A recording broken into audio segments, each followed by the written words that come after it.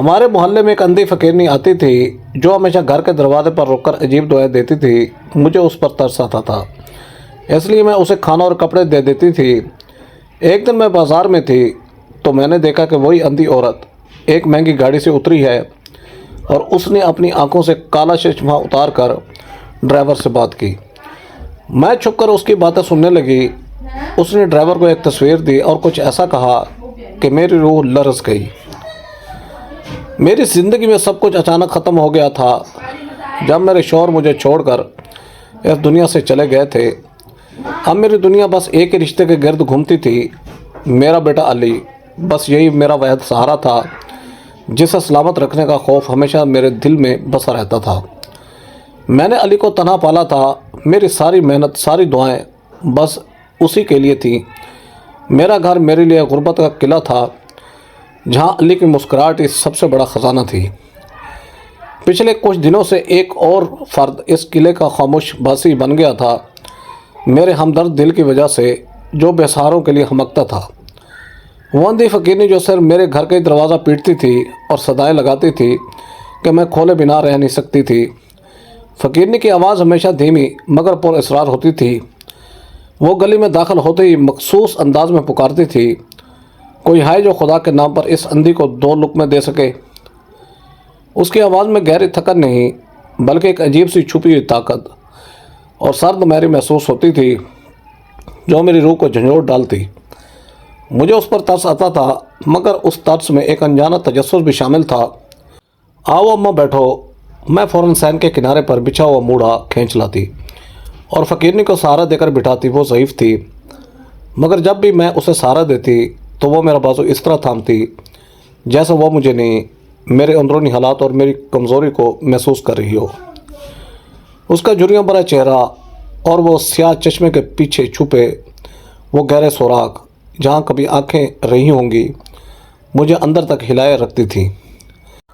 اور میں ہمیشہ سوچتی کہ اس عمر میں اس کا کوئی سہارا کیوں نہیں ہے۔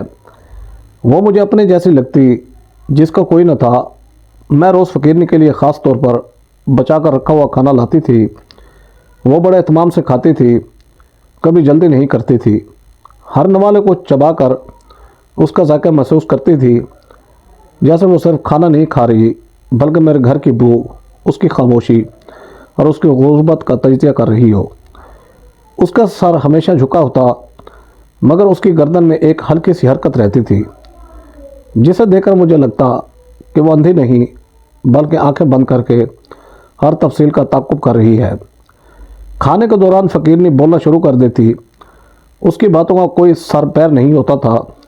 وہ ادھر ادھر کی کہانیاں سناتی، کبھی کسی بہت دور دراز علاقے کی بات، کبھی کسی بڑے گھرانے کی تباہی کا تذکرہ کرتی۔ وہ رشیدہ ہے نا، اس کی بیٹی گھر سے بھاگ گئی، بھائیوں نے اسے ڈھونڈ کر تیزاب پلا دیا۔ میرا دل دہل جاتا، حالانکہ میں رشیدہ کے فرشتوں تک سے واقف نہ ہوتی، بس سن کر ہی ہمدردی محسوس ہوتی تھی اور سن لیتی۔ مگر ان تمام باتوں میں مجھے ہمیشہ ایک غیر معمولی مقصدیت محسوس ہوتی تھی۔ مجھے لگتا وہ باتیں نہیں کر رہی بلکہ اپنا وقت پورا کر رہی ہے تاکہ یہاں زیادہ دیر تک رک سکے، شاید اس لیے کہ اسے 2 کانوں اور ایک ہمدرد دل کی ضرورت تھی جو اسے مل گیا تھا۔ بیٹی تیرا یہ گھر بہت ٹھنڈا ہے، ایک بار اس نے کہا۔ اس گھر کی دیواریں بہت مضبوط لگتی ہیں، ایسی دیواریں جو باہر کی دھوپ اور اندر کے سائے کو الگ رکھتی ہیں۔ میں نے مسکرا کر کہا، اللہ کا شکر ہے اماں، بس چھت ہے سر پر اور کیا چاہیے۔ میں نے بات ٹال دی مگر وہ بار بار میرے گھر کی تعمیر، پردوں کی مضبوطی اور دروازے کے قبضوں کے بارے میں پوچھتی تھی جیسے اسے سیکورٹی میں زیادہ دلچسپی ہو۔ کھانے کے بعد وہ ہمیشہ چائے کا کپ نیچے رکھتی اور اس کا خالی ہاتھ تیزی سے زمین پر پھیل جاتا جیسے وہ فرش کی ساخت کو محسوس کر رہی ہو یا وہاں پڑے ہوئے ریت کے ذرات کو گن رہی ہو۔ ایک بار میں نے اسے دیکھا کہ اس نے اپنا ہاتھ برتنوں کی الماری کی طرف بڑھایا اور میرے ہاتھ تھامنے سے پہلے ہی واپس کھینچ لیا۔ میں نے سوچا کہ اندھے لوگ دنیا کو چھو کر ہی جانتے ہیں مگر اس کی تجسس بھری لباس اور تیز حرکتیں میرے دل میں ایک سوال پیدا کر گئی تھی، آخر یہ کس چیز کی تلاش میں ہے؟ بیٹی، تیری آواز میں کتنی مٹھاس ہے۔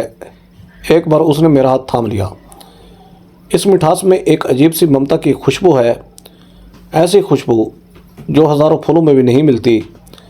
یہ سن کر میرا دل بھر آیا۔ اس کی دعائیں بھی عجیب تھیں۔ وہ کبھی پیسوں کی دعا نہیں مانگتی تھی، ہمیشہ جذباتی دعائیں دیتی تھی۔ اللہ تجھے سدا ہریالی دے اور تیرا یہ چاند تیری گود میں سدا چمکتا رہے۔ یہ دعا ہمیشہ میرے بیٹے علی کی طرف اشارہ کرتی تھی، اور میں ہر روز یہ سوچ کر مطمئن ہو جاتی کہ فقیرنی ایک نیک دل عورت ہے۔ مگر دل کا ایک کونا یہ بھی سوچتا تھا کہ کیا اسے معلوم ہے میں اپنے شوہر کے جانے کے بعد کتنی تنہا ہوں، اور علی ہی میرا واحد سہارا ہے۔ وہ کبھی کبھار بات کرتے کرتے اچانک خاموش ہو جاتی تھی۔ وہ خاموشی بہت گہری ہوتی تھی، اور مجھے محسوس ہوتا تھا کہ وہ اس خاموشی میں میرے گھر کے کونے کونے کا، علی کے کمرے کی طرف آنے والی ہر آواز کا جائزہ لے رہی ہے۔ مجھے لگتا کہ اس نے اپنی آنکھیں بند کی ہوئی ہیں، مگر اس کی سماعت کسی تربیت یافتہ شکاری کی طرح تیز ہے جو دور کی سرگوشی بھی سن لیتی ہے۔ ایک دن علی سکول سے جلدی آ گیا اور فقیرنی کو دیکھ کر وہیں دروازے پر ٹھٹک گیا۔ فقیرنی نے فوراً اپنے ہاتھ میں پکڑا ہوا لکڑی کا ڈنڈا زمین پر زور سے ٹکا دیا اور علی کی طرف غور سے منہ کر کے بیٹھ گئی۔ علی ڈر کر میرے پیچھے چھپ گیا۔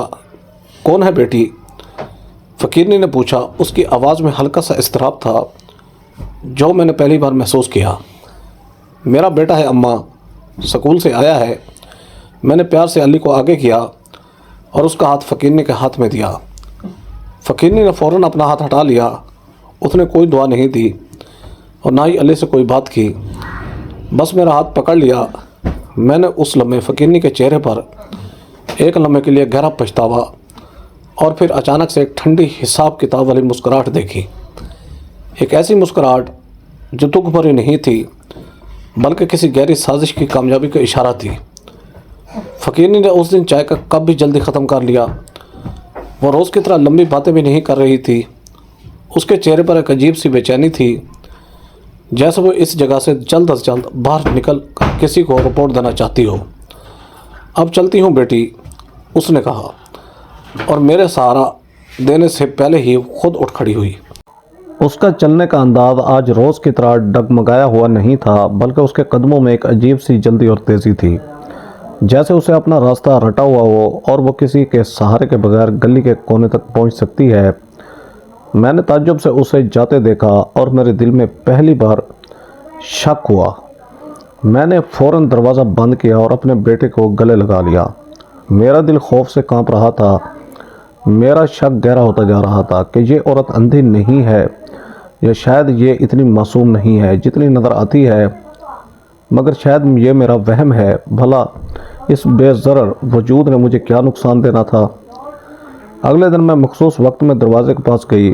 اس کی صدا کی عادت سی ہو گئی تھی جو کسی اذان کی طرح کانوں میں پڑتی تھی، مگر آج وہ معمول ٹوٹ سا گیا کیونکہ آج وہ نہیں آئی تھی۔ مجھے لگا شاید کوئی دوسرا در مل گیا ہو، کل آ جائے گی، مگر ایک ہفتہ یوں بیت گیا جیسے ایک صدی گزر گئی ہو۔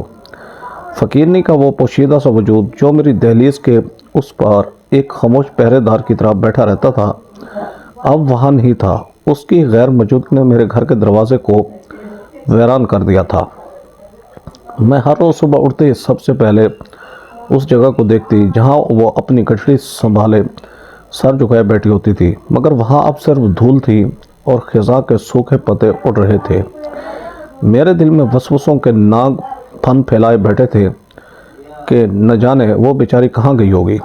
کیا کسی حادثے کا شکار ہو گئی، یا بھوک پیاس نے اس کی جان لے لی؟ شاید وہ کسی اور بستی کی طرف نکل گئی، مگر دل مانتا نہیں تھا کیونکہ اس کی آنکھوں میں جو ٹھہراؤ تھا وہ کسی مسافر کا نہیں تھا بلکہ کسی ایسے شخص کا تھا جو اپنی منزل پا چکا ہو یا منزل کی امید چھوڑ چکا ہو۔ میں ہر روز دوپہر کو اس کے حصے کا کھانا بناتی، روٹی کے اوپر سالن ڈالتی اور پھر اسے پلیٹ میں سجا کر دروازے تک لے جاتی، مگر وہاں کوئی لینے والا نہیں ہوتا تھا۔ وہ کھانا وہیں پڑا رہتا تھا یہاں تک کہ سوکھ جاتا تھا۔ کبھی اور چڑیا اسے کھا جاتی، مگر میرا ہاتھ نہیں رکتا تھا۔ یہ ایک ایسی عادت بن گئی تھی جس نے میری روح کو جکڑ لیا تھا۔ مجھے لگتا تھا کہ اگر میں نے کھانا نہیں نکالا اور وہ اچانک آ گئی تو میں اس کی उन गहरी वैरान आंखों का सामना कैसे करूंगी। उसकी खामोशी में एक ऐसी फरियाद थी जो मेरे दिल को चीर देती थी। रातों को मुझे नींद नहीं आती थी। बार बार लगता था कि शायद बाहर कोई आहट हुई है, शायद वो वापस आ गई है। मगर जब भी दरवाज़ा खोल कर देखती तो बाहर सिर्फ रात का सन्नाटा होता।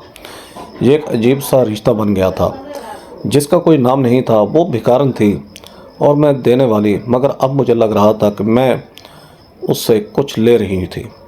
शायद वो सुकून जो किसी की मदद करके मिलता है, या शायद वो एहसास कि मैं किसी के काम आ रही हूँ। अली भी अक्सर पूछता कि अम्मी वो बुढ़िया कहाँ गई, और मेरे पास इस मासूम सवाल का कोई जवाब नहीं होता था। घर की फ़िज़ा सोगवार सी हो गई थी, जैसे हमारा कोई अपना बिछड़ गया हो। हालांकि वो कौन सा हमारी रिश्तेदार थी, बस एक इंसानी हमदर्दी का रिश्ता था। मगर ये रिश्ता खून के रिश्तों से भी ज़्यादा गहरा महसूस होने लगा था। इसी उधेड़पन में दिन गुजरते गए और फिर एक दिन मुझे एहसास हुआ कि अली के स्कूल के जूते बिल्कुल जवाब दे चुके हैं। उनका तला घिस चुका था और वो चलते हुए उसे तकलीफ़ देते थे। माँ होने के नाते मेरा दिल करता था कि मेरा बच्चा टूटी हुई जूती पहनकर जाता है। मैंने घर में जमा की हुई थोड़ी बहुत रकम संभाली, चादर ओढ़ी और भारी कदमों के साथ बाजार की तरफ चल पड़ी। बाजार में हमेशा की तरह शोर शराबा था, लोगों का हजूम था, हर कोई अपनी धुन में मगन था। दुकानदार आवाज़ें लगा रहे थे और ख़रीदार मोल भाव कर रहे थे। मगर मेरा ज़हन कहीं और था। मेरी आंखें बाजार के हजूम में भी उसी बोसीदा चादर को तलाश कर रही थीं, उसी झुके हुए सर को ढूंढ रही थीं जो शायद किसी कोने में बैठा हो। मगर वो कहीं नज़र न आई। मैं चलते चलते बाजार के उस हिस्से में आ गई जहाँ उमरा के लिए दुकानें थीं। वहाँ शीशे के बड़े बड़े शोरूम थे जिनके अंदर सजी हुई चीज़ें अपनी कीमत खुद बता रही थीं। एक बहुत बड़ी दुकान के सामने मेरे कदम खुद ब खुद रुक गए। शोकेस के पीछे शीशे में इंतहाई खूबसूरत और मजबूत जूते रखे हुए थे। वो इतने चमकदार थे कि उनमें अपना अक्स नज़र आ सकता था। एक लम्हे के लिए मेरे दिल में ममता ने जोश मारा और एक शायद हसरत जागी। काश मेरे पास इतने पैसे होते कि मैं बिना सोचे समझे अंदर जाती और वो सबसे महंगा जूता अपने अली के लिए ख़रीद लेती। मैं तस्वर में अली को वो जूता पहने हुए देख रही थी कि वो कितना खुश होता और दोस्तों में कितना फ़ख्र महसूस करता। मगर फिर हकीकत की तलख लहर ने मुझे झंझोड़ दिया। मैंने अपनी मुट्ठी में दबे हुए चंद नोटों को महसूस किया जिनकी गर्मी मुझे अपनी औकात याद दिला रही थी। मैंने एक लंबी सर्द आह भरी और अपने आप को समझाया कि ख्वाब देखना गरीबों का काम नहीं है। मैंने सर झटका और अपनी आंखों में आने वाली नमी को जब्त करते हुए मुड़ने लगी ताकि सस्ते बाज़ार की तरफ जा सकूं जहां मेरी जेब की हैसियत के मुताबिक जूते मिलते हैं। अभी मैं मुड़ी ही थी कि अचानक सड़क पर एक अजीब सी खामोशी छा गई, जैसे वक्त थम गया हो। एक बहुत बड़ी स्याह रंग की चमकती हुई गाड़ी मेरे करीब से गुजर रही थी। वो गाड़ी इस बाज़ार की तंग सड़कों और धूल मिट्टी के माहौल से बिल्कुल मेल नहीं खा रही थी। वो किसी और ही दुनिया की सवारी लग रही थी। गाड़ी की रफ्तार धीमी थी, शायद भीड़ की वजह से वो आहिस्ता चल रही थी। मेरा ध्यान गैर इरादी तौर पर उस गाड़ी की तरफ चला गया। अचानक गाड़ी की पिछली सीट का स्याह शीशा आहिस्ता से नीचे सिरका और अंदर का मंजर देखकर मेरे पांव तले से ज़मीन निकल गई। मेरा दिल इतनी ज़ोर से धड़का कि मुझे लगा कि अभी पसलियों से बाहर आ जाएगा। अंदर पिछली सीट पर एक औरत बैठी थी जिसने इंतहाई कीमती लिबास से तन किया हुआ था। उसके गले में मोतियों की माला थी और कानों में हीरे चमक रहे थे। उसका लिबास रेशम का था जो शायद मेरी पूरी ज़िंदगी की कमाई से भी महंगा होगा। उसके बाल नफासत से बने हुए थे और चेहरे पर मेकअप की तह थी। मगर वो आंखें, वो गहरी वैरान और पुरअसरार आँखें, मैं उन्हें हज़ारों के हजूम में भी पहचान सकती थी। वो वही थी, बिल्कुल वही जिन्हें मैं पिछले एक हफ्ते से तलाश कर रही थी। वो फ़कीरनी थी, मेरे घर के बाहर बैठने वाली वही भिखारन जिसके जूते फटे होते थे और जिसका लिबास तार तार था। आज एक मलका की तरह इस शाहाना गाड़ी में बैठी थी। मेरे पूरे जिस्म में सनसनी दौड़ गई رونگٹے کھڑے ہو گئے اور حلق میں کانٹے چبھنے لگے۔ میں نے آنکھیں پھاڑ کر اسے دیکھا کہ کہیں یہ میرا وہم تو نہیں، کہیں یہ میری شدید انتظار کی وجہ سے پیدا ہونے والا کوئی سراب تو نہیں، مگر نہیں، وہ حقیقت تھی۔ وہ عورت کھڑکی سے باہر خلا میں گھور رہی تھی۔ اس کے چہرے پر وہی بے تاثر سنجیدگی تھی جو اس وقت ہوتی تھی جب وہ میرے دروازے پر بیٹھی ہوتی تھی۔ فرق صرف اتنا تھا کہ تب وہ خاک نشین تھی اور اب وہ مسند نشین تھی۔ میری زبان گنگ ہو گئی۔ میں چیخنا چاہتی تھی، اسے آواز دینا چاہتی تھی، پوچھنا چاہتی تھی کہ یہ کیا ماجرا ہے، تم کون ہو، مجھے سب کیا ہے، مگر آواز میرے گلے میں ہی گھٹ کر رہ گئی۔ گاڑی آہستہ آہستہ رینگتی ہوئی مجھ سے دور ہونے لگی اور میں وہیں پتھر کی مورتی بنی کھڑی رہی۔ بازار کا شور میرے کانوں میں گونج رہا تھا مگر مجھے کچھ سنائی نہیں دے رہا تھا۔ میری نظروں کے سامنے بس وہ چہرہ تھا جو اب شیشہ اوپر ہونے کی وجہ سے چھپ چکا تھا۔ میرے دماغ میں سوالوں کا ایک طوفان برپا ہو گیا تھا۔ کیا وہ کوئی بہروپیہ تھی جو بھیس بدل کر بھیک مانگتی تھی، یا وہ کوئی بہت امیر عورت تھی جس پر کوئی آسیب تھا، یا پھر یہ کوئی ایسی سازش تھی جس کی تہہ تک پہنچنا میرے بس کی بات نہیں تھی۔ علی کے جوتے میری یادداشت سے محو ہو چکے تھے۔ اب صرف وہ گاڑی اور اس میں بیٹھی وہ پر اسرار عورت میری سوچوں کا محور تھی۔ میں بازار کے بیچوں بیچ کھڑی کانپ رہی تھی اور مجھے لگ رہا تھا کہ دنیا وہ نہیں ہے جو ہمیں نظر آتی ہے، بلکہ اس کے پردے کے پیچھے کچھ اور ہی کھیل چل رہا ہے۔ وہ گاڑی ہجوم کے سمندر میں ایک بہت بڑی مچھلی کی طرح تیر رہی تھی اور میں اس کے پیچھے کھینچی چلی جا رہی تھی، جیسے کوئی مقناطیسی قوت مجھے اس کی طرف کھینچ رہی ہو۔ میرے قدم میرے بس میں نہیں تھے۔ میرا دماغ چیخ چیخ کر کہہ رہا تھا کہ رک جاؤ، واپس مڑ جاؤ، یہ تمہاری دنیا نہیں ہے، یہ لوگ خطرناک ہو سکتے ہیں۔ مگر میرا دل ایک ضدی بچے کی طرح اڑا ہوا تھا جسے ہر حال میں کھلونے کے اندر کا راز جاننا ہوتا ہے۔ بازار کا شور میرے کانوں میں تو پڑ رہا تھا مگر مجھے سنائی نہیں دے رہا تھا۔ مجھے صرف اپنے دل کی دھڑکنیں سنائی دے رہی تھیں جو ہتھوڑوں کی طرح میرے سینے پر برس رہی تھیں۔ گاڑی کچھ فاصلے پر جا کر ٹریفک کے جام میں پھنس گئی اور یہی وہ موقع تھا جس نے مجھے اس کے مزید قریب ہونے کا موقع دیا۔ میں بھیڑ کو چیرتی ہوئی فٹ پاتھ کے کنارے کنارے چلتی رہی۔ میری نظریں اس کالے شیشے پر جمی ہوئی تھیں جس کے پیچھے وہ عورت بیٹھی تھی جو کل تک میرے دروازے کی خاک تھی اور آج آسمان کی بلندیوں پر تھی۔ میرے ذہن میں وہ تمام مناظر گھوم رہے تھے جب میں اس کے لیے روٹی لے کر جاتی تھی اور وہ کانپتے ہاتھوں سے روٹی پکڑتی تھی۔ کیا وہ سب ناٹک تھا؟ کیا وہ لرزتے ہاتھ اور وہ جھکی ہوئی کمر سب ایک فریب تھا؟ مجھے اپنے آپ پر غصہ آ رہا تھا اور ساتھ ہی ساتھ ایک عجیب سا خوف بھی محسوس ہو رہا تھا کہ میں نے انجانے میں کسی بلا کو اپنے گھر کے سامنے پناہ دے رکھی تھی۔ گاڑی ایک تنگ موڑ کاٹنے کے لیے رکی۔ وہاں رش قدرے کم تھا اور سائے گہرے تھے۔ اچانک گلی کے اندھیرے کونے سے ایک سایہ نمودار ہوا۔ یہ کوئی عام راہگیر نہیں تھا۔ اس کا حلیہ دیکھتے ہی میرے حلق میں سانس اٹک گئی۔ اس نے اپنے چہرے کو ایک سیاہ نقاب سے چھپا رکھا تھا، صرف اس کی آنکھیں نظر آ رہی تھیں جو شکاری عقاب کی طرح تھیں۔ اس کا لباس بھی سیاہ تھا اور وہ رات کی تاریکی کا حصہ لگ رہا تھا۔ وہ شخص سیدھا اس گاڑی کی طرف بڑھا۔ اس کے چلنے کے انداز میں ایک عجیب سی پھرتی اور چکنا پن تھا، جیسے وہ کسی حملے یا دفاع کے لیے ہر وقت تیار ہو۔ میں ایک بجلی کے کھمبے کی اوٹ میں ہو گئی۔ میرا جسم کانپ رہا تھا مگر تجسس نے مجھے جکڑ رکھا تھا۔ میں دیکھنا چاہتی تھی کہ آگے کیا ہونے والا ہے۔ وہ نقاب پوش گاڑی کے پچھلے دروازے کے پاس پہنچ کر رک گیا۔ اس نے دائیں بائیں دیکھا جیسے تسلی کر رہا ہو کہ کوئی اسے دیکھ تو نہیں رہا۔ میں نے اپنی سانسیں روک لیں اور خود کو کھمبے کے سائے میں مزید چھپا لیا۔ گاڑی کا شیشہ ایک بار نیچے ہوا اور وہی منظر میری نظروں کے سامنے آیا جس نے کچھ دیر پہلے مجھے بازار میں جما دیا تھا۔ اندر وہی فقیرنی بیٹھی تھی مگر اب اس کے چہرے کے تاثرات بالکل بدل چکے تھے۔ اب اس کے چہرے پر وہ مسکینی نہیں تھی جو میں روز دیکھتی تھی، بلکہ ایک سرد مہری اور ایک ظالمانہ سکون تھا۔ اس کی آنکھوں میں حکم دینے والے کی چمک تھی۔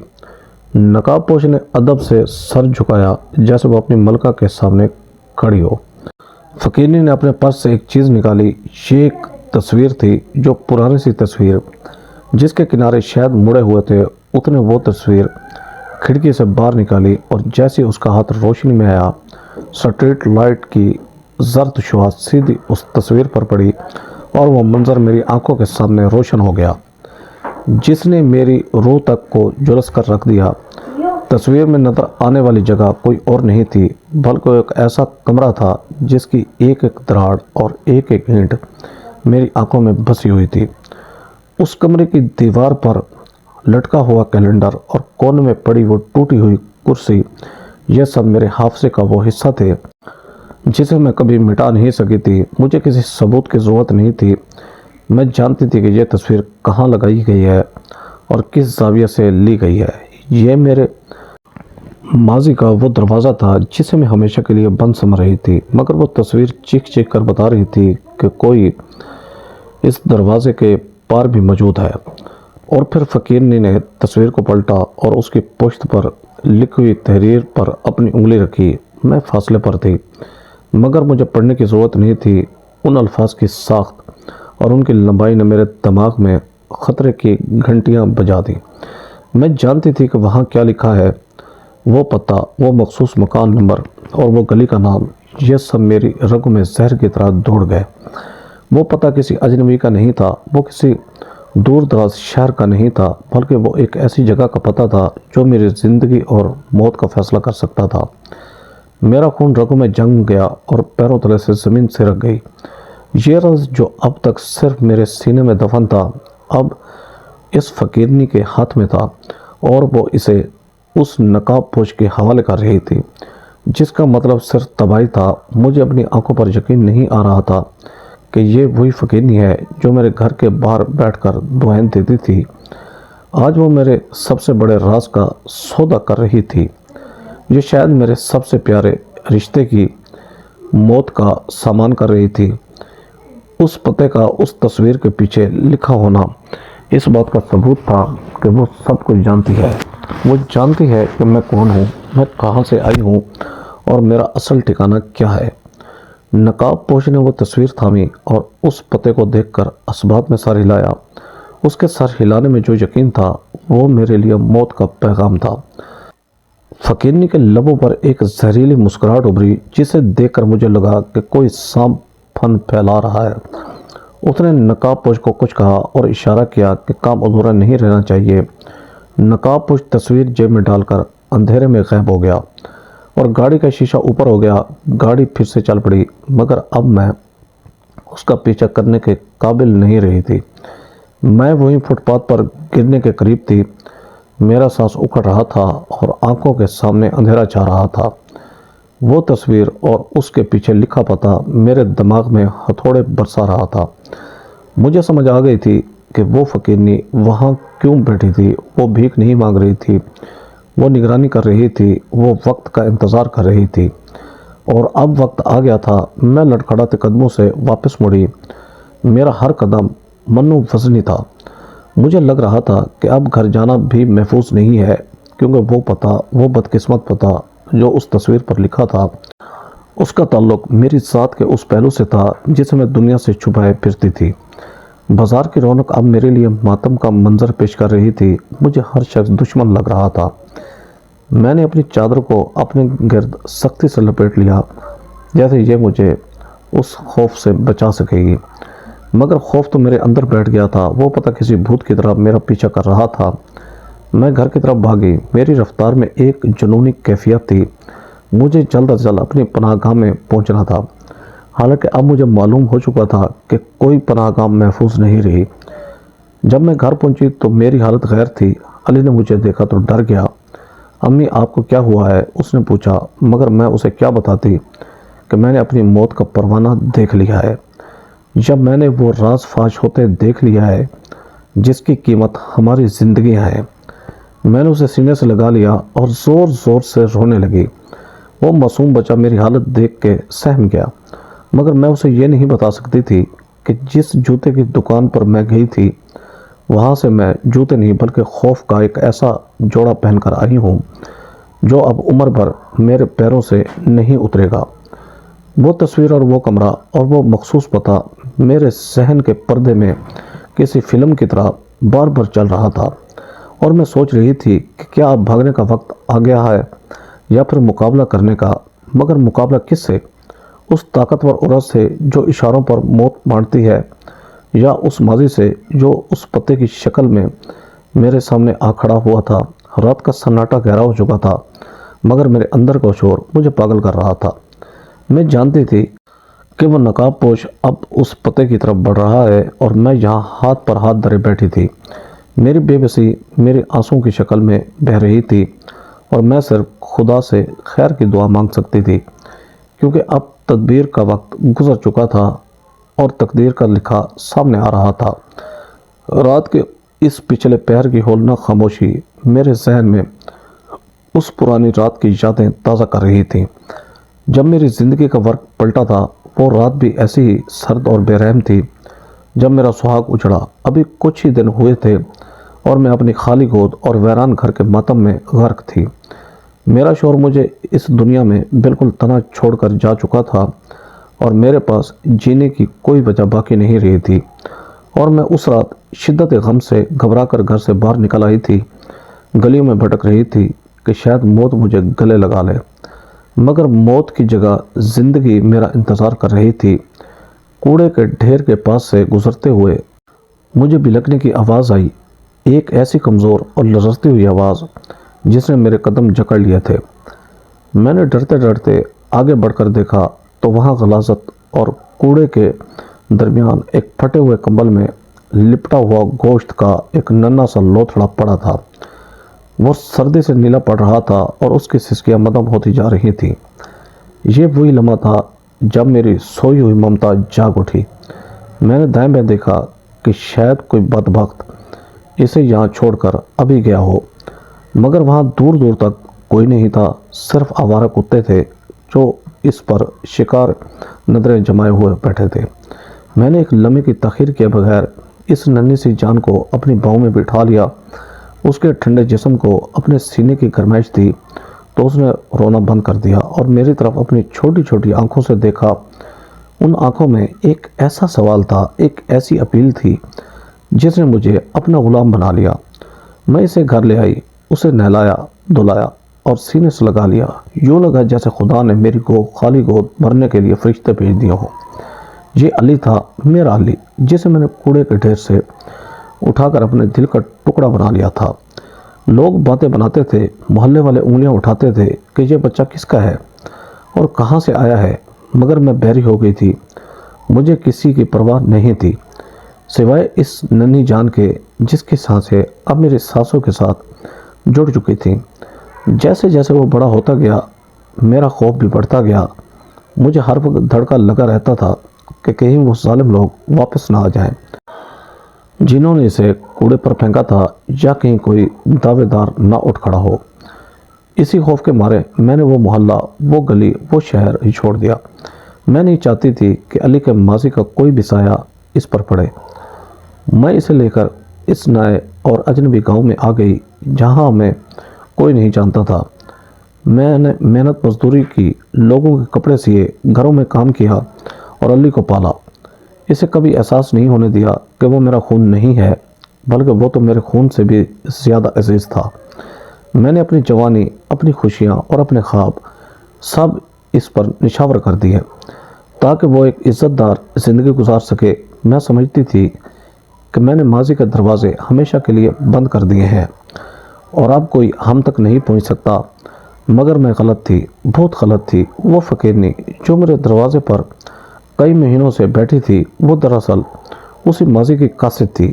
وہ کوئی بھکارن نہیں تھی، بلکہ ایک شکاری تھی جو اپنے شکار کی نگرانی کر رہی تھی۔ مجھے اب سمجھ آ رہا تھا کہ وہ علی کو اتنی غور سے کیوں دیکھتی تھی۔ وہ اس کے نئے نقش ملا رہی تھی۔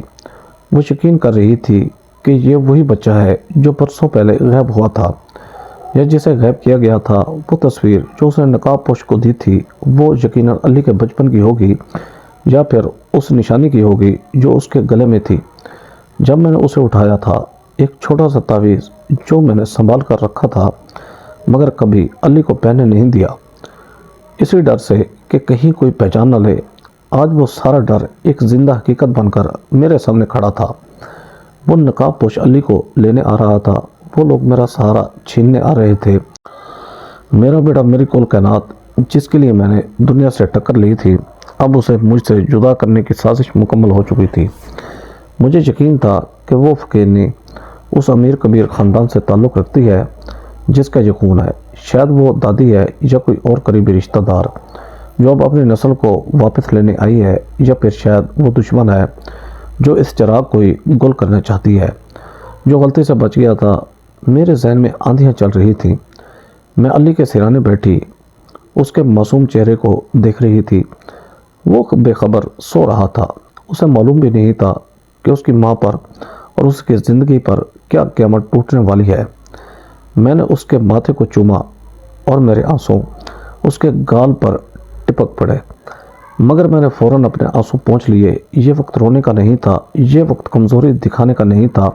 اگر میں روتی رہی تو صبح کا سورج نکلنے سے پہلے میرا بیٹا مجھ سے چھین لیا جائے گا اور میں خالی ہاتھ رہ جاؤں گی۔ مجھے لڑنا تھا، مجھے اس شیرنی کی طرح بننا تھا جو اپنے بچے کے لیے جنگل کے ہر درندے سے ٹکرا جاتی ہے۔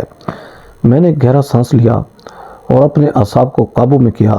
میرے دماغ میں ایک انتہائی خطرناک اور ظالمانہ منصوبہ بن رہا تھا، ایک ایسا منصوبہ جس میں ممتا کی خود غرضی انتہا پر تھی۔ مجھے علی کو بچانے کے لیے کسی بھی حد تک جانا تھا۔ میں نے علی کو جھنجھوڑ کر جگایا اور اس کے کان میں سرگوشی کی کہ اٹھو بیٹا، فوراً نکلنا ہے۔ میں نے اسے بتایا کہ حالات خراب ہیں اور اسے پچھلے دروازے سے کھیتوں کے راستے شہر جانا ہوگا۔ علی کی آنکھوں میں نیند اور خوف تھا، مگر وہ میری گھبراہٹ دیکھ کر بنا سوال کیے اٹھ گیا۔ میں نے اسے جلدی سے تیار کیا، کچھ پیسے دیے اور خدا کے حوالے کرتے ہوئے پچھلے دروازے سے اندھیرے میں دھکیل دیا۔ جب تک وہ نظروں سے اوجھل نہیں ہو گیا میرا دل حلق میں اٹکا رہا۔ علی کے جانے کے بعد میں نے وہ کام کیا جس کے لیے شاید میرا ضمیر مجھے کبھی معاف نہ کرتا، مگر ایک ماں کا ضمیر اس کے بچے کی محبت کے سامنے گونگا ہو جاتا ہے۔ میں سامنے والے گھر گئی جہاں ایک غریب مزدور کا یتیم بچہ رہتا تھا جو اکثر ہمارے گھر کھیلتا تھا اور کبھی کبھی رات کو یہیں سو جاتا تھا۔ میں نے اسے آواز دی، وہ بیچارہ کچی نیند میں اٹھ کر آیا۔ میں نے اسے لالچ دیا کہ آج رات تم علی کے بستر پر سو جاؤ، میں نے تمہارے لیے کھیر بنائی ہے اور وہاں نرم گدا ہے۔ وہ معصوم بچہ خوشی سے چہک اٹھا۔ اسے کیا معلوم تھا کہ وہ نرم گدا آج رات کانٹوں کی سیج بن سکتا ہے۔ میں اسے اپنے گھر لے آئی، اسے پیٹ بھر کر کھانا کھلایا اور پھر علی کے بستر پر لٹا دیا۔ اس پر علی کی وہی چادر اڑا دی جو علی روت لیتا تھا اور کمرے کی روشنی مدم کر دی تاکہ اندھیرے میں چہرہ صاف نظر نہ آئے۔ وہ بچہ فوراً ہی گہری نیند سو گیا۔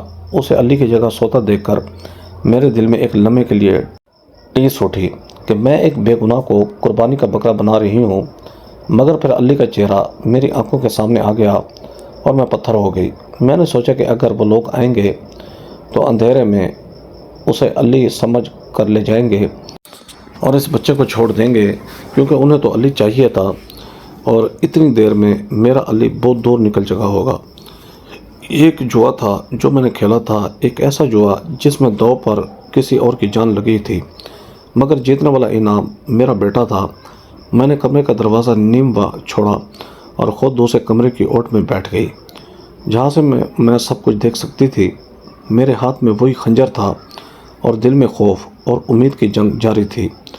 میں اس نقاب پوش کا انتظار کرنے لگی جو موت کا پیغام لے کر آ رہا تھا، اور مجھے یقین تھا کہ جب وہ آئے گا تو اسے بستر پر علی نظر آئے گا، کیونکہ ممتا کی آنکھوں پر پٹی بندی ہوتی ہے اور وہ اپنے بچوں کو بچانے کے لیے پوری دنیا کو آگ میں جھونک سکتی ہے۔ رات کی تاریکی گہری ہو چکی تھی اور اب صرف انتظار تھا اس خونی کھیل کے شروع ہونے کا جس کی بساط میں نے بچھا دی تھی۔ وہ رات میری زندگی کی سب سے بھیانک اور سب سے طویل رات تھی، جب میرے سامنے میرے بچھائے ہوئے جال میں وہ معصوم شکار پھنس گیا۔ نقاب پوش آئے اور اندھیرے میں اس یتیم بچے کو علی سمجھ کر اٹھا لے گئے۔ ان کی گاڑی کے پہیوں کی آواز میرے دل پر ہتھوڑوں کی طرح برس رہی تھی۔ میرا کلیجہ پھٹ رہا تھا اور ضمیر مجھے ملامت کر رہا تھا کہ میں نے اپنی ممتا کے لیے ایک بے گناہ کی بلی چڑھا دی، مگر اس وقت میرے پاس پچھتاوے کا وقت نہیں تھا۔ مجھے اس قربانی کو رنگا نہیں جانے دینا تھا۔ میں نے فوراً اپنا مختصر سا سامان اٹھایا اور پچھلے دروازے سے نکل کر دیوانہ وار کھیتوں کی طرف بھاگی، جہاں میرا علی میرا انتظار کر رہا تھا۔ رات کی تاریکی اور جنگل کے سناٹے میں جب میں نے علی کو صحیح سلامت دیکھا تو میری جان میں جان آئی۔ ہم نے پیچھے مڑ کر نہیں دیکھا۔ ہم نے وہ گاؤں، وہ گھر اور وہ یادیں سب وہی چھوڑ دیں اور ایک نامعلوم منزل کی طرف چل پڑے۔ بسوں اور ٹرینوں کے دھکے کھاتے ہوئے ہم ایک ایسے بڑے شہر میں پہنچ گئے جہاں انسانوں کا سمندر تھا، اور اس سمندر میں ہماری پہچان کھو گئی تھی۔ ہم نے یہاں اپنی زندگی کا نیا باب شروع کیا۔ ایک چھوٹا سا کرائے کا مکان لیا اور میں نے دوبارہ محنت مزدوری شروع کر دی۔ علی بھی اب سمجھدار ہو گیا تھا۔ اس نے اپنی پڑھائی کے ساتھ ساتھ کام بھی شروع کر دیا۔ ہم دونوں نے خوف کے سائے میں جینا چھوڑ دیا، مگر احتیاط کا دامن نہیں چھوڑا تھا۔ میں ہر وقت چوکنا رہتی تھی کہ کہیں کوئی پرانا سایہ ہمارا پیچھا تو نہیں کر رہا، مگر جیسے جیسے وقت گزرتا گیا وہ خوف دھندلاتا گیا۔ سال مہینوں میں اور مہینے دنوں میں بدلتے گئے۔ علی اب کڑیل جوان بن چکا تھا۔ اس کی ذہانت اور محنت نے اسے ایک اچھی کمپنی میں ملازمت دلا دی تھی۔ ہمارے حالات بدل گئے تھے اور ہم غربت کی لکیر سے نکل کر ایک خوشحال زندگی گزار رہے تھے۔ علی میرا فخر تھا، میرا مان تھا۔ اس نے مجھے وہ سکھ دیے تھے جن کی میں نے کبھی امید بھی نہیں کی تھی۔ وہ میری خدمت کرتا اور مجھے پلکوں پر بٹھا کر رکھتا۔ اس کی محبت دیکھ کر مجھے اکثر وہ رات یاد آ جاتی جب میں نے اسے کوڑے کے ڈھیر سے اٹھایا تھا۔ خدا نے میرے اس نیک عمل کا صلہ مجھے دنیا میں ہی دے دیا تھا، مگر تقدیر کے کھیل ابھی ختم نہیں ہوئے تھے۔ ماضی کبھی بھی پیچھا نہیں چھوڑتا، وہ ہمیشہ آپ کے تعاقب میں رہتا ہے اور تب وار کرتا ہے جب آپ سب سے زیادہ بے فکر ہوتے ہیں۔ ایک شام جب باہر موسلادھار بارش ہو رہی تھی اور ہم دونوں ماں بیٹا چائے پی رہے تھے، اچانک ہمارے دروازے پر دستک ہوئی۔ یہ دستک عام نہیں تھی، اس میں ایک ایسی گونج تھی جس نے مجھے 20 سال پرانی یاد دلا دی۔ میرا دل زور سے دھڑکا۔ علی نے اٹھ کر دروازہ کھولا تو باہر کا منظر دیکھ کر میرے ہاتھ سے چائے کا کپ گر کر ٹوٹ گیا۔ دروازے پر وہی بڑی سیاہ گاڑی کھڑی تھی اور اس کے ساتھ 2 قد آور باڈی گارڈز کھڑے تھے، اور ان کے درمیان وہی فقیرنی کھڑی تھی، مگر اب وہ فقیرنی نہیں لگ رہی تھی۔ وہ وقت کے ساتھ بوڑھی ضرور ہو گئی تھی۔ اس کی کمر جھک گئی تھی اور چہرے پر جھریوں کا جال مزید گہرا ہو گیا تھا، مگر اس کی آنکھوں میں وہی پرانی چمک اور وہی جاہ و جلال تھا۔ اس نے مہنگا ترین لباس پہن رکھا تھا اور ہاتھوں میں ہیرے کی انگوٹھیاں جگمگا رہی تھیں۔ علی حیرت سے اسے دیکھ رہا تھا، مگر میں اسے پہچان گئی تھی۔ یہ وہی عورت تھی جس نے میری نیندیں حرام کی تھیں۔ وہ بغیر اجازت اندر داخل ہوئی اور سیدھی میرے سامنے آ کر کھڑی ہو گئی۔ اس کی نظروں میں اب دشمنی نہیں تھی، بلکہ ایک عجیب سی بے چارگی اور التجا تھی جو اس کے امیرانہ حلیے سے میل نہیں کھا رہی تھی۔ اس نے علی کی طرف دیکھا اور اس کی آنکھوں میں آنسو آ گئے۔ اس نے لرزتی ہوئی آواز میں کہا، علی میرے بیٹے، میں تمہیں لینے آئی ہوں۔ علی نے سوالیہ نظروں سے میری طرف دیکھا اور پھر اس عورت سے پوچھا کہ آپ کون ہیں اور مجھے بیٹا کیوں کہہ رہی ہیں؟ اس بڑھیا نے ایک گہرا سانس لیا اور وہ راز فاش کر دیا جسے میں نے 20 سال تک اپنے سینے میں دفن کر رکھا تھا۔ اس نے کہا کہ علی، تم کوئی عام انسان نہیں ہو، تم اس ملک کے سب سے بڑے جاگیردار اور صنعت کار گھرانے کے چشم و چراغ ہو۔ تم میرے پوتے ہو، میرے اکلوتے وارث۔ تمہارے باپ کے مرنے کے بعد جائیداد کی لالچ میں تمہارے چچاؤں نے تمہیں اغوا کروا کر مروانا چاہا تھا، مگر اللہ نے تمہیں بچا لیا۔ ہمیں بتایا گیا تھا کہ تم مر چکے ہو، مگر کچھ سال پہلے مجھے سچ کا پتہ چلا۔ تب سے میں تمہیں ڈھونڈ رہی تھی۔ میں نے اس وقت بھی تمہیں لینے کی کوشش کی تھی، مگر تمہاری یہ نام نہاد ماں تمہیں لے کر بھاگ گئی تھی۔ اس نے میری طرف ایک زہریلی نظر ڈالی۔ علی پتھر کا ہو گیا تھا۔ وہ یقین نہیں کر پا رہا تھا کہ وہ جسے ایک مزدور کا بیٹا سمجھتا تھا وہ ارب پتی خاندان کا وارث ہے۔ بڑھیا نے اپنی بات جاری رکھی۔ اس نے کہا کہ علی میرے پاس آ جاؤ، میں بوڑھی ہو چکی ہوں اور موت کے دہانے پر کھڑی ہوں۔ میرے بعد اس اربوں کی سلطنت کا کوئی وارث نہیں ہے۔ یہ سب تمہارا ہے، یہ بنگلے، یہ گاڑیاں، یہ فیکٹریاں سب تمہارے قدموں میں ہیں۔ بس ایک بار ہاں کر دو اور میرے ساتھ چلو، تمہاری زندگی بدل جائے گی۔ تم بادشاہوں کی طرح رہو گے۔ اس عورت کو چھوڑ دو جس نے تمہیں چوری کیا اور چھپا کر رکھا۔ علی نے میری طرف دیکھا۔ میری آنکھوں سے آنسو بہہ رہے تھے۔ میں خاموش تھی کیونکہ میں جانتی تھی کہ خون خون کو پکار رہا ہے اور آج میرا امتحان ہے۔ میں نے علی کو پالا تھا مگر میں اسے دولت اور نام و نمود نہیں دے سکتی تھی جو یہ بڑھیا اس کے قدموں میں نچھاور کر رہی تھی۔ کمرے میں ایک سنگین خاموشی چھا گئی۔ بڑھیا کو یقین تھا کہ دولت کی چمک اور خون کا رشتہ علی کو اس کی طرف کھینچ لے گا۔ اس نے علی کے سامنے چیک بک اور جائیداد کے کاغذات رکھ دیے اور کہا کہ دستخط کر دو اور اپنے ماضی کو بھول جاؤ۔ علی نے ان کاغذات کو دیکھا، پھر اس بڑھیا کو دیکھا اور پھر میری طرف دیکھا۔ اس کی آنکھوں میں ایک عجیب سی کیفیت تھی جسے سمجھنا مشکل تھا۔ پھر وہ آہستہ سے چلتا ہوا بڑھیا کے قریب گیا۔ بڑھیا کے چہرے پر فتح کی مسکراہٹ ابھری۔ اسے لگا کہ اس نے بازی جیت لی ہے، مگر علی نے جو کیا اس نے بڑھیا کے ساتھ ساتھ مجھے بھی حیران کر دیا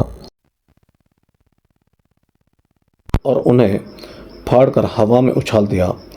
کاغذ کے ٹکڑے برف کے گالوں کی طرح فرش پر بکھر گئے۔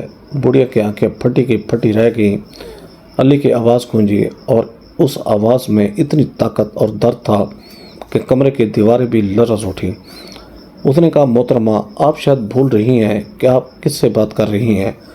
آپ اس علی سے بات کر رہی ہیں جسے آپ کے اسی شاہی خون نے کوڑے کے ڈھیر پر پھینک دیا تھا تاکہ کتے اسے بمبوڑ کھائیں۔ آپ آج مجھے وارث بنانے آئی ہیں کیونکہ آپ کو اپنی دولت سنبھالنے کے لیے ایک کندھا چاہیے، مگر اس وقت آپ کی ممتا کہاں تھی جب میں بھوک سے بلک رہا تھا اور سردی سے ٹھٹھر رہا تھا؟ اس وقت میرا وارث کون بنا تھا؟ علی نے میرے کاندھے پر ہاتھ رکھا اور مجھے اپنے سینے سے لگا لیا۔ اس نے کہا یہ ہے میری ماں، وہ نہیں جس نے مجھے جنم دے کر کوڑے میں پھینک دیا، بلکہ وہ جس نے کوڑے سے اٹھا کر مجھے سینے سے لگا لیا۔ آپ کہتی ہیں کہ آپ کے خون کا وارث ہوں، مگر میں اس خون پر تھوکتا ہوں جس میں وفا نہیں ہے۔ میں اس عورت کا وارث ہوں جس نے اپنی جوانی، اپنی خوشیاں اور اپنی زندگی مجھ پر قربان کر دی، جس نے مجھے اس وقت اپنایا جب میں غلاطت میں لتھڑا ہوا تھا۔ آپ اپنی دولت اپنے پاس رکھیں، مجھے یہ حویلی اور یہ سلطنت نہیں چاہیے۔ میرے لیے میری ماں کا یہ آنچل آپ کی پوری سلطنت سے زیادہ قیمتی ہے۔ میں وہ نام نہیں چاہتا جو مجھے گندگی میں پھینک گیا تھا۔ میں اسی نام کے ساتھ مرنا پسند کروں گا جو اس عورت نے مجھے دیا ہے۔ آپ جا سکتی ہیں اور دوبارہ کبھی یہاں مت آئیے گا، کیونکہ یہاں کوئی وارث نہیں رہتا، یہاں صرف ایک بیٹا رہتا ہے جو اپنی ماں کے ساتھ خوش ہے۔ علی کے لہجے میں جو حتمی فیصلہ تھا، اس نے بڑھیا کی امیدوں کا خون کر دیا تھا۔ وہ کانپتے ہوئے قدموں کے ساتھ پیچھے ہٹی۔ اس کی آنکھوں میں شکست کی دھول تھی۔ وہ دولت جو اسے دنیا کی ہر چیز دلا سکتی تھی، آج ایک بیٹے کی محبت خریدنے میں ناکام ہو گئی تھی۔ وہ خالی ہاتھ واپس مڑی اور جب وہ دروازے سے باہر نکل رہی تھی تو وہ ایک مغرور جگیردارنی نہیں بلکہ ایک ہاری ہوئی بوڑھی عورت لگ رہی تھی جس کے پاس سب کچھ ہو کر بھی کچھ نہیں تھا۔ گاڑی کے دروازے بند ہوئے اور وہ ہمیشہ کے لیے ہماری زندگی سے نکل گئی۔ علی نے دروازہ بند کیا اور میرے قدموں میں بیٹھ گیا۔ اس نے میرے ہاتھوں کو چوما اور اپنے بھیگے ہوئے چہرے پر لگا لیا۔ ہم دونوں ماں بیٹا دیر تک روتے رہے، مگر یہ آنسو دکھ کے نہیں تھے، یہ جیت کے آنسو تھے، محبت کی جیت، وفا کی جیت اور اس رشتے کی جیت جو خون سے نہیں بلکہ احساس سے بنتا ہے۔ باہر بارش تھم چکی تھی اور بادل چھٹ رہے تھے، جیسے آسمان بھی ہمارے اس فیصلے پر مسکرا رہا ہو۔ میں نے علی کے سر پر ہاتھ پھیرا اور دل سے دعا نکلی کہ اے میرے مالک، تو نے میری لاج رکھ لی۔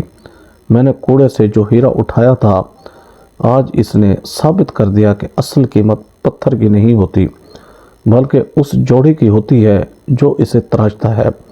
ہماری زندگی پھر سے اسی ڈگر پر چل رہی تھی، مگر اب اس میں ایک نیا سکون تھا، ایک ایسا اطمینان کہ دنیا کی کوئی طاقت ہمیں جدا نہیں کر سکتی تھی، کیونکہ ہم نے دولت کو ٹھکرا کر محبت کو چنا تھا، اور یہی ہماری سب سے بڑی دولت تھی۔ کہانی جہاں ختم ہوتی ہے، مگر اس کا سبق ہمیشہ زندہ رہے گا کہ ماں وہ نہیں ہوتی جو جنم دیتی ہے، ماں وہ ہوتی ہے جو پالتی ہے، جو سنبھالتی ہے، اور جو اندھیروں میں روشنی بن کر راستہ دکھاتی ہے۔ بات وہی سچی ہوتی ہے جو اس قربانی کی قدر کرے اور وقت آنے پر صحیح انتخاب کرے۔ ہم نے اپنا انتخاب کر لیا تھا، پر مطمئن تھے۔